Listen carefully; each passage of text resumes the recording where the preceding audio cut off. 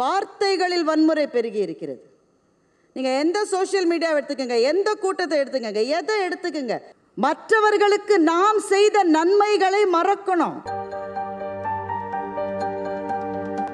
Bharathi ma'am, மைக்கை பார்த்தோன்னே நிச்சயமாக இந்த இடத்த விட்டு நான் போயிடணும்னு எனக்கு தோணுது. ஏன்னா மைக் உங்களுக்கு சொந்தமானது, உங்களுடைய குரல் இந்த மக்களுக்கு சொந்தமானது.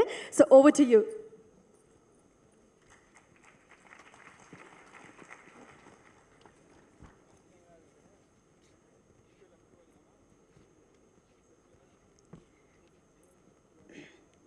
இந்த விளக்குகள் ரொம்ப வெளிச்சமாக இருக்குது, கொஞ்சம் அதை குறைக்க முடியுமா? ஆடியன்ஸ் லைட் போட்டால் கொஞ்சம் அவங்க முகத்தை பார்த்து பேச எனக்கு.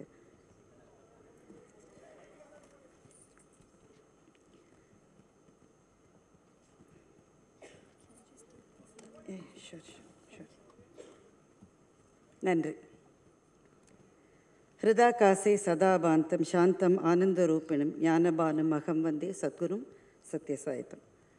இதயம் என்கின்ற ஆகாசத்தில் என்றென்றைக்கும் வீற்றிருக்கிறவரும், ஆனந்தத்தையும் அறிவையும் தன் உருவாக கொண்டிருப்பவரும், மனம் என்கின்ற ஞான தாமரையில் எப்போதும் மனம் வீசி கொண்டிருப்பவருமாகிய குருநாதர் பகவான் சத்யசாய் பாபா அவர்களினுடைய பாதங்களுக்கு என்னுடைய வணக்கங்கள்.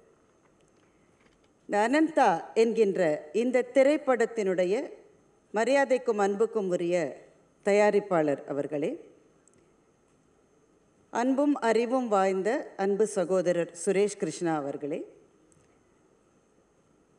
இந்த திரைப்படத்தினுடைய பாடல்களால் தேனை போன்ற தன்னுடைய இசையால் நம்மை ஒரு ஆன்மீக பக்தி அனுபவத்தில் செலுத்த இருக்கின்ற மரியாதைக்குரிய தேவா சார் அவர்களே, முன்வரிசையில் அமர்ந்திருக்கின்ற அன்புக்கும் பிரியத்துக்கும் உரிய திரைத்துறை சார்ந்த அன்பர்களே, எங்கள் இலக்கியத்துறை சார்ந்த அன்பு நண்பர்கள் இசைக்கவி ரமணன் அவர்களே, மரபின் மைந்தன் அவர்களே, அரங்கத்திலே இருக்கின்ற ஏனைய பெரியோர்களே, எல்லாருக்கும் என்னுடைய மிக பணிவான வணக்கங்கள். இந்த கூட்டத்திலே நீங்கள் எல்லாரும் கொஞ்சம் ஒரு ரிஜிடாக இருந்து கம்மியாக கைத்தட்டுற மாதிரி எனக்கு தோணுது. அப்படிலாம் வேணாம், சந்தோஷமாக இருக்கலாம். ஒரு ஆன்மீக அனுபவம் அப்படின்றதுனாலேயே நம்ம ரொம்ப நம்மளை சுருக்கிக்கிட்டு அப்படியே கெடுபிடியிலலாம் இருக்கிற மாதிரி இந்த படமும் இருக்காது. இந்த திரைப்படமே ஒரு ஆனந்தமான அனுபவமாகத்தான் இருக்க போகிறது. அதனால் கொஞ்சம் எல்லாரும் இலகுவாக இருந்து நல்லா கைத்தட்டலான்னு நான் நினைக்கின்றேன். அப்படி சொன்னப்புறமா கூட இவ்வளோ அமைதியாக இருந்து எனக்கு செய்யணும்.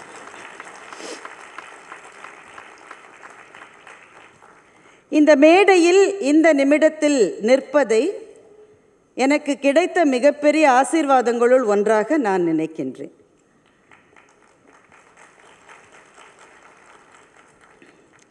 அன்பு சகோதரர் பா விஜய் வந்திருக்கிறார். இந்த படத்துக்கான பாடல்கள் வசனம் ரெண்டுமே அவரால் தான் எழுதப்பட்டிருக்கிறது. அவருக்கும் என்னுடைய வாழ்த்துக்களையும் அன்பையும் இந்த நேரத்திலே தெரிவித்துக் கொள்கின்றேன். எனக்கு ஒரு 10 நிமிஷம் தான் கொடுத்துருக்காங்க. பெல் அடிக்கிறதுக்கு எங்கள் நடுவரும் இங்கே இல்லைன்றதுனால நானே நேரத்தை பார்த்து சீக்கிரம் என்னுடைய பேச்சை நிறைவு செய்ய வேண்டும். 2-3 விஷயங்களை இந்த மேடையில் சொல்ல வேண்டும் என்று நான் நினைக்கின்றேன். எனக்கு ரொம்ப ஒரு 10 வயசு அந்த மாதிரி இருக்கிற போது என்னுடைய அப்பா ஓய்வு பெற்ற தலைமை ஆசிரியர் திரு கிருஷ்ணன் அவர்கள் பகவான் பாபாவினுடைய டிவோட்டியாக தன்னை மாற்றிக்கொண்டார். அதற்கு பிறகு எங்கள் குடும்பத்திலே நாங்கள் புட்டபர்த்திக்கு போய் பகவானை ஒரு தூரத்திலிருந்து தரிசித்து அந்த அனுபவங்கள் எல்லாம் எங்களுக்கு இருந்தது. நான் ஒரு சின்ன குழந்தைன்றதுனால ஒரு பெரிய ஸ்பிரிச்சுவல் எக்ஸ்பீரியன்ஸுன்ற மாதிரி அப்போ எதுவும் எனக்கு ஏற்படவில்லை. ஆனால் அதற்கு சில காலம் கழித்து எங்களுடைய குடும்ப நண்பர் ஒருத்தர் இருந்தார். அவர் பேர் தாமஸ் ராஜன். அவர் இப்போ இல்லை. அவர் பேரிலே உங்களுக்கு தெரிஞ்சிருக்கும், கிறிஸ்டியன் ஃபெய்த்தை சேர்ந்தவர். அவர் ரொம்ப ஆழமான ஸ்பிரிச்சுவல் பர்சன்லாம் கிடையாது. அவருக்கு பகவான் பாபாவிடமிருந்து ஒரு அழைப்பு வந்தது. என்ன காரணம்னா, அவர் ஒரு ஆர்கிடெக்ட். அவர் எங்கள் வீட்டுக்கு எங்கள் அப்பா கிட்ட கேட்டார், என்ன போய் எதுக்கு கூப்பிட்றாருன்னு தெரியலையே, எனக்கும் அவருக்கும் எந்த விதமான தொடர்பும் இல்லையே. எங்கள் அப்பா சொன்னார், அவர் கூப்பிட்டா அதில் உன்னுடைய வாழ்க்கையில் ஏதோ ஒன்று மாறப்போகுதுன்னு நான் நினைக்கிறேன், போயிட்டு வான்னு எங்கள் அப்பா சொன்னார்.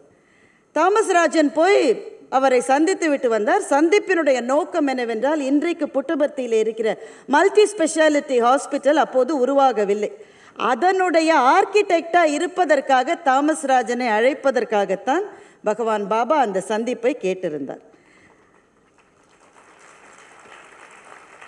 அந்த சந்திப்பு முடிஞ்சு தாமஸ் ராஜன் எங்கள் வீட்டுக்கு வந்து அந்த சந்திப்பை பற்றி எங்கள் அப்பா ஆசையாக காத்துக்கிட்டு இருக்காரு. என்னப்பா பக்கத்தில் இருந்து பார்த்தியா, எப்படி இருந்ததுன்னு. அதற்கு அவர் சொன்ன பதில் இத்தனை ஆண்டுகள் கழித்து இன்னும் என் காதிலே இருக்கிறது. அவர் என்ன பேசினார், என்ன சொன்னார், எதுவும் எனக்கு தெரியல அங்கிள். என் கண்ணிலேருந்து தண்ணி கொட்டிக்கிட்டே இருந்தது. அது ஒரு அனுபவம் தான் எனக்கு ஞாபகம் இருக்குது. எங்கள் அப்பா சொன்னார், கடவுளை சந்திக்கிற போது சில சமயம் அப்படிப்பட்ட அனுபவங்கள் நமக்கு வரும் என்று எங்கள் அப்பா சொன்னார். இதற்கு பிறகுதான் அந்த அனுபவத்திலே இருக்கக்கூடிய ஆன்மீக அதிர்வுகளை பற்றி நான் தெரிந்து கொள்ள ஆரம்பித்தேன். ரொம்ப சுருக்கமாக சொல்லணும்னா 3 விஷயங்கள்.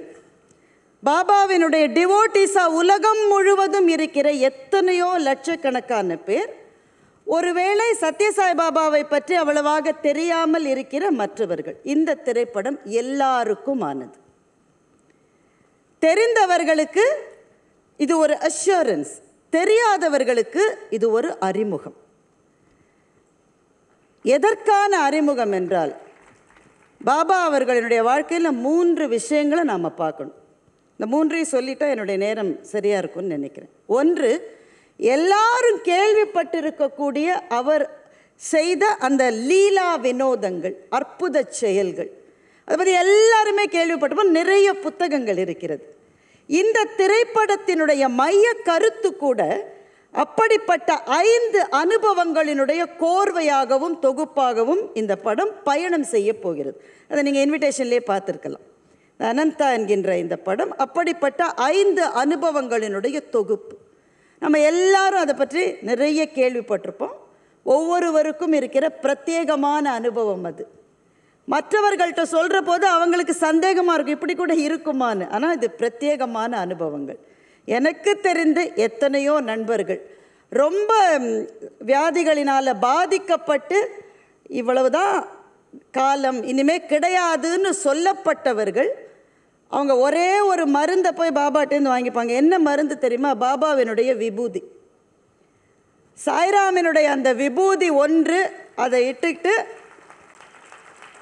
அப்புறம் போய் பார்த்தா அந்த டாக்டர்ஸ் வந்து முன்னாடி எடுத்த ரிப்போர்ட்ஸ் எல்லாம் தப்பா, இப்போ இனிமேல் எடுக்கிற ரிப்போர்ட்டுக்கு அதுக்கு சம்பந்தமே இல்லையே என்று பிரமித்து போன சம்பவங்கள் நிறைய இருக்கிறது.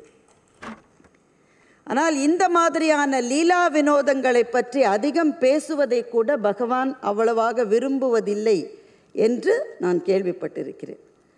அது ஒரு பெரும் மாளிகையினுடைய நுழைவு வாசல் மாதிரி அந்த அனுபவங்கள். நுழைவு வாசல் தான் அது. The biggest miracle I have performed is the change of heart என்று தான் பகவான் பாபா சொல்லியிருக்கிறார். அவரை மாற்றியது, இந்த வியாதியை, இதெல்லாம் கிடையாது. நான் செய்த மிகப்பெரிய அற்புத செயல் என்பது மானுட மனத்தை மாற்றியது என்று சாய்பாபா அவர்கள் அருளி செய்திருக்கிறார்கள். அது முதல் கட்டம். 2வது கட்டம் அவர் நமக்கு கொடுத்த உபதேசங்கள். என்றென்றைக்கும் வாழ்க்கையில் கஷ்டமான தருணங்களில் கூட வரப்போகிற உபதேசங்கள். என் மனதுக்கு ரொம்ப நெருக்கமானது அவர் சொன்னது, there is only one caste, the caste of humanity. There is only one religion, the religion of love. There is only one language, the language of the heart என்று பகவான் சொல்லியிருக்கிறார். இந்த உலகத்திலே இருப்பது ஒரு சாதி, மானுடம் என்கின்ற சாதி. இந்த உலகத்திலே இருப்பது ஒரே ஒரு மதம், அன்பு என்கின்ற மதம். இந்த உலகத்திலே இருப்பது ஒரு மொழி, இதயத்தினுடைய மொழி என்று பாபா சொல்லி இருக்கிறார். ரொம்ப சிக்கலான தத்துவ விசாரணைகளை கூட ரொம்ப எளிமையாக சொல்லுவது தான் பாபாவினுடைய பாணி. நீங்கள் நிறைய பேர் கேள்விப்பட்டிருப்பீங்க. ஒருத்தர் போய் பாபா கிட்ட ஐ வாண்ட் பீஸ் என்று கேட்டிருக்கிறார். எனக்கு அமைதி வேணும், ஐ வாண்ட் பீஸ். பாபா அவரை அதை ஒரு பலகையிலே எழுத சொல்லுகிறார். அவர் எழுதுகிறார். அந்த ஐன்றதை அழிச்சிருங்க, அழிச்சிட்டாரு. வாண்ட்ன்றதை அழிங்க, அதையும் அழிச்சிட்டாரு. ஐ வாண்ட், இது ரெண்டுத்தையுமே அழிச்சிட்டா பீஸ் தானா வந்துடும் என்று பாபா சொன்னார். நான் என்கின்ற அகங்காரம், எனக்கு வேண்டும் என்கின்ற ஆசை, இந்த இரண்டையும் தவிர்த்து விட்டால் அமைதி என்பது தானாகவே வந்து சேரும் என்பது பாபா நமக்கு சொன்ன பெரும் பாடம். ரொம்ப எனக்கு நிறைய சொல்லிட்டு போகலாம், நேரம் இல்லை. 2 விஷயங்களை மறக்கணும், 2 விஷயங்களை மறக்கக்கூடாதுன்னு பாபா சொல்லுவார். 2 விஷயத்தை மறக்கணும், 2 விஷயத்த மறக்கக்கூடாது. எதை மறக்கக்கூடாது? மற்றவங்க நமக்கு செய்த நன்மைகளை மறக்கக்கூடாது. நாம் மற்றவர்களுக்கு செய்த தீமைகளை மறக்கக்கூடாது. நாம் மற்றவங்களுக்கு நம்ம அறியாமல் எவ்வளோ செஞ்சுருப்போம், அதெல்லாம் தெரியும், உள்ள வெளியில் காமிச்சிக்க மாட்டோம், தெரியும் தானே நமக்கு. நாம் மற்றவர்களுக்கு செய்த தீமைகளை மறக்கக்கூடாது. சரி, அப்போ எதை மறக்கணும்? மற்றவர்களுக்கு நாம் செய்த நன்மைகளை மறக்கணும், மற்றவர்கள் நமக்கு செய்த தீமைகளை மறக்கணும்.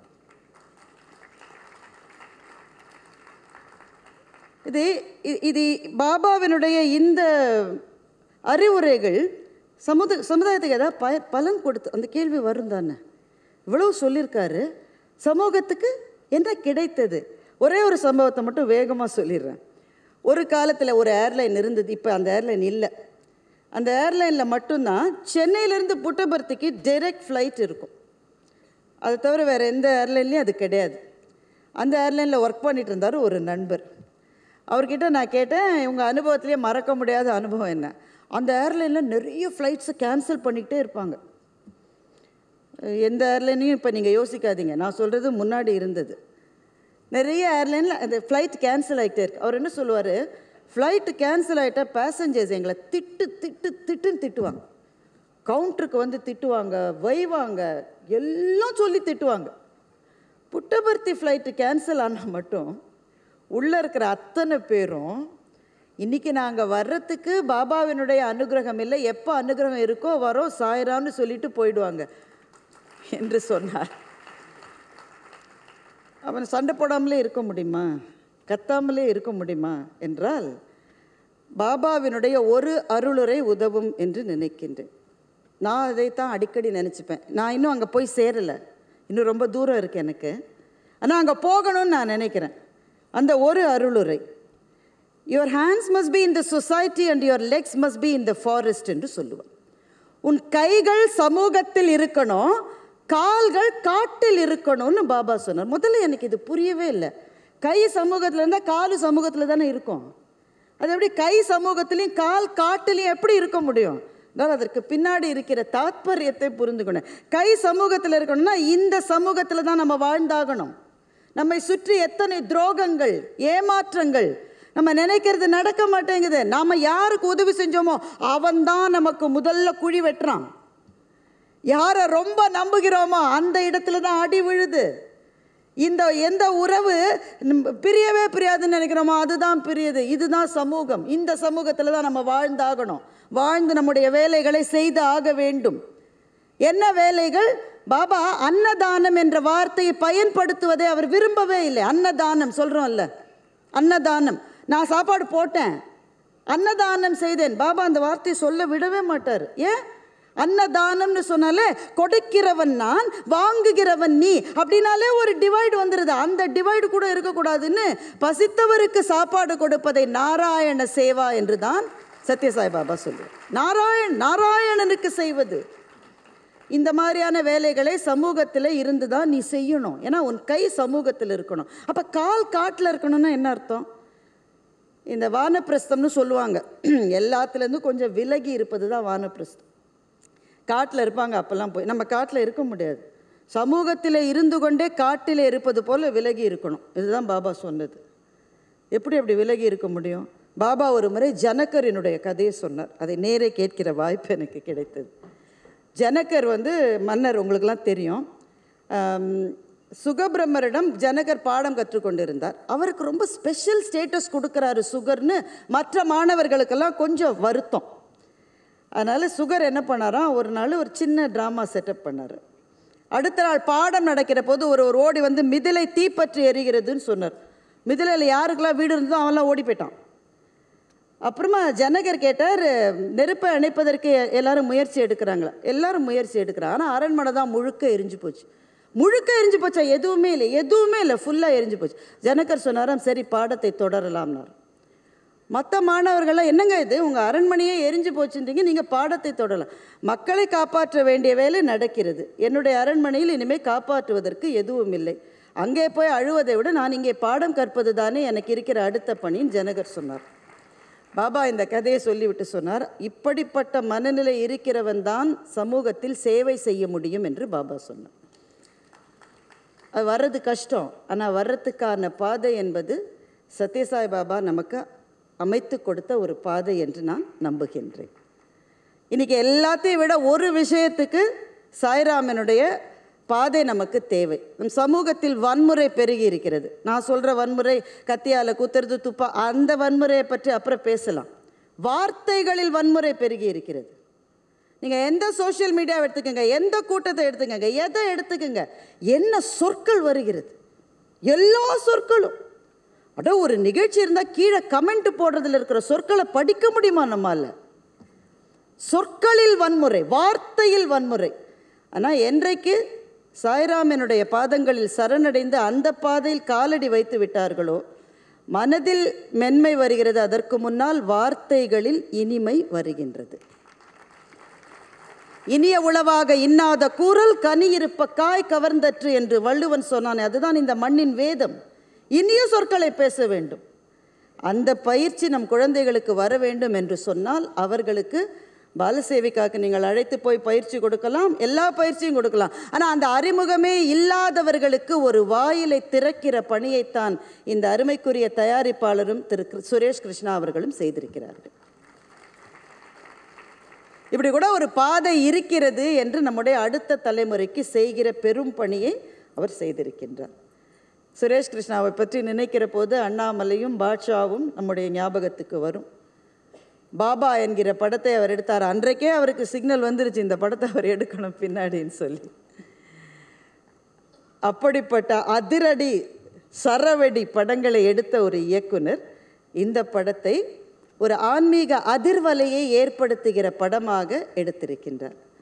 இதற்கு தேனிசை தென்றல் தேவா ஐயா அவர்களினுடைய அற்புதமான அந்த இசை, மனத்தை உருக்குகின்ற அந்த ஆன்மீக இசை, மிகச்சிறந்த வசனத்தை எழுதியிருக்கிற சகோதரர் பா விஜயனுடைய பாடல்களும் வசனமும், இது எல்லாமே இந்த படத்துக்கு அணி செய்யும். இந்த படத்திலே நிறைய பேர் பங்களிப்பு செய்திருக்கிறார்கள். அவர்கள் எல்லாருக்கும் இது ஒரு ஆன்மீக அனுபவமாக இருக்கும். ஆனால் இது ஒரு டாக்குமெண்ட்ரிலாம் கிடையாதுங்க, கமர்ஷியல் படம் தான். அதே துடிப்போடு கிளைமேக்ஸில் இருக்கிற சஸ்பென்ஸோடு தான் இந்த படத்தை நாம் பார்க்க போகின்றோம். ஒரு படத்தினுடைய ஆடியோ லான்ச் என்பது பல சமயங்களில் பலவிதமான அதிர்வலைகளை ஏற்படுத்துகிறது. ஆனால் நம்முடைய சமூகத்தில் அன்பையும் அமைதியையும் சொன்ன பகவான் பாபாவினுடைய ஆன்மீக அதிர்வலைகளை எழுப்புகிற ஒரு நிகழ்ச்சியாக இந்த நிகழ்ச்சி இருப்பது என் நெஞ்சத்துக்கு மிகவும் நெருக்கமாகவும் நெகிழ்வாகவும் இருக்கின்றது. இந்த படம் வெற்றி பெறவும், இதனுடைய பாடல்கள் நம் நெஞ்சத்திலே தங்கி தங்கி வன் சொற்களை கேட்டு கேட்டு கேட்டு அதுக்கே நார்மலைஸ் ஆகிட்டோம். கடுமையான சொற்கள், தீய சொற்களை கேட்டால் கூட இது இந்த மாதிரி தானே எல்லோரும் பேசுகிறாங்கன்னு அதை ஏற்றுக்கொள்ளுகிற ஒரு மனநிலைக்கு நாம் வந்து விட்டோம். இந்த மனநிலையிலிருந்து மாறி சொற்களில் இனிமை, நெஞ்சத்திலே பணிவு, நம்முடைய வாழ்க்கையே மற்றவர்களுக்கு சேவை செய்வதற்காக கடவுள் கொடுத்த ஒரு வாய்ப்பு என்று பாபா சொன்ன அந்த ஒரு விஷயம் நம் நெஞ்சத்துக்குள்ளே வருவதற்கு இந்த படம் உதவி செய்யும் என்று நான் நெஞ்சார நம்புகின்றேன். இந்த வாய்ப்பை எனக்கு கொடுத்த அத்தனை பேருக்கும் நன்றி சொல்லி, இந்த படம் பிரம்மாண்டமான வெற்றிகளை எய்துவதற்காக சாய்ராமனுடைய அருளையும் இந்த மேடையிலேயே இறைஞ்சி விடைபெறுகிறேன். நன்றி, வணக்கம்.